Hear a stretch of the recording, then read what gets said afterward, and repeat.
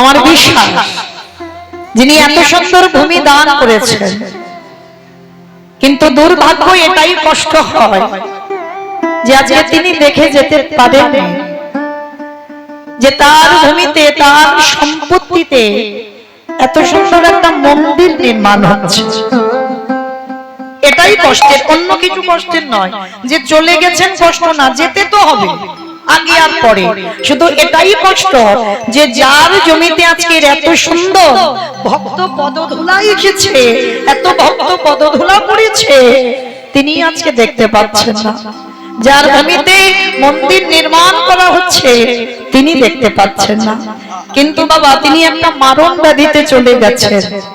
কিন্তু মনে রাখবেন, অনেকে অনেক কটু কথা বলবে না, মারণ ব্যাধি তাদের শরীরে যায় যারা ভক্ত হয়। শ্রী শ্রী রামকৃষ্ণ পরমহংসদেবের গলায় হলো ক্যান্সার। যারা ঠাকুরের চরিত্র পড়েছে, ঠাকুরের চরিত্র জানেন, তাহলে ভালো করে ভেবে দেখেন, তাহলে কি ঠাকুর ভালো লোক ছিল না? শুধু বাইরে থেকে বিচার করলে হবে না। ঠাকুর যার সঙ্গে কথা বলতো শালা শালা করে কথা বলতো, যার সঙ্গে কথা বলতো। শালা মানে কি বউয়ের ভাই শালা না, শা মানে মুক্তি, লা মানে নৌকা। যে নৌকাতে করে ঠাকুর পারাপার হবে ওই জন্য সবাইকে শালা শালা বলতো। তো সেই ঠাকুরে শেষ জীবনে একটা মারণ ব্যাধি হলো। কেন না, ওই ক্যান্সার হয়েছিল, ক্যান্সারে মৃত্যু হয়েছে ঠাকুরের। তাহলে ভালো করে বিচার করে দেখেন, এই বড় বড় ব্যাধিরাও চায় ভক্ত অঙ্গে প্রবেশ করতে। ভক্ত মানে এটা নয় যে আমি নামের মালা নিয়েছি, তাদের সঙ্গে তিলক সেবা করেছি, গলায় তুলসীর মালা পড়েছি অনেক, আমি প্রসাদ পাই, আমি বড় ভক্ত হয়েছি না।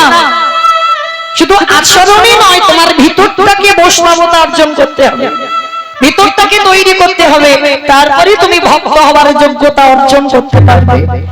আমাদের জগতে বাবা কার কি না আছে, এখন কোন মানুষ বলতে পারবে না বাবা ব্যাংকে টাকা পয়সা কারণ নাই, সবার আছে।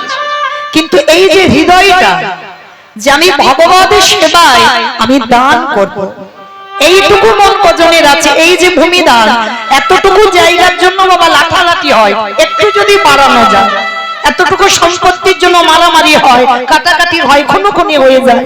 তাহলে আজকে যিনি দেহ রেখেছেন, আজকে তিনি এত বড় ভূমি একটা দান করেছেন যেখানে ভক্ত পদধূলা পড়বে, আর তাতে কি হবে, তার পূর্বপুরুষ যারা যারা আছে সবার মুক্তি লাভ হয়ে যাবে। কারণ সব থেকে পূর্ণ সঞ্চয় ভূমি দান, মন্দিরে দেবালয় নির্মাণ করা, এটা আমার কথা নয় বাবা। এখন তো রথযাত্রা চলছে, হ্যাঁ, নদিনের জন্য জগন্নাথ মাসির বাড়ি গেছে, নদীর পরে উল্টো রথ। ওই যে জগন্নাথ দেবের মন্দির প্রতিষ্ঠা করেছিল কে? ইন্দ্রদম্ন রাজা। কেন না, পূর্ণ সঞ্চয় করবার জন্য। কারণ এই ইন্দ্রদম্ন রাজার পূর্ণ সঞ্চয় ছিল না, যার জন্য কোন পুত্র সন্তান পাইনি। আর তখন আমার জগন্নাথ দৈববাণী করে বলেছিল যে ইন্দ্রদম্ন, যদি তুমি ভূমি দান করে যদি দেবালয় প্রতিষ্ঠা করতে পারো তাহলেই তোমার বংশটা উদ্ধার পেয়ে যাবে, শেষের দিনে ভগবান প্রাপ্তি তারা পাবে। তাহলে বাবা এইটুকু যারা শুনলেন, আজকের পর থেকে কোনদিন এই যে অপঘাতে মৃত্যু, ভালো লোক নয় ওই জন্য চলে গেছে না, ভালো লোক বলে তার জন্য ভূমি দান করে চলে গেছে। কারণ বংশে যত যত যারা যারা আছে তাদের মুক্তির পথ করে দিয়ে তিনি দেহ ত্যাগ করেছেন।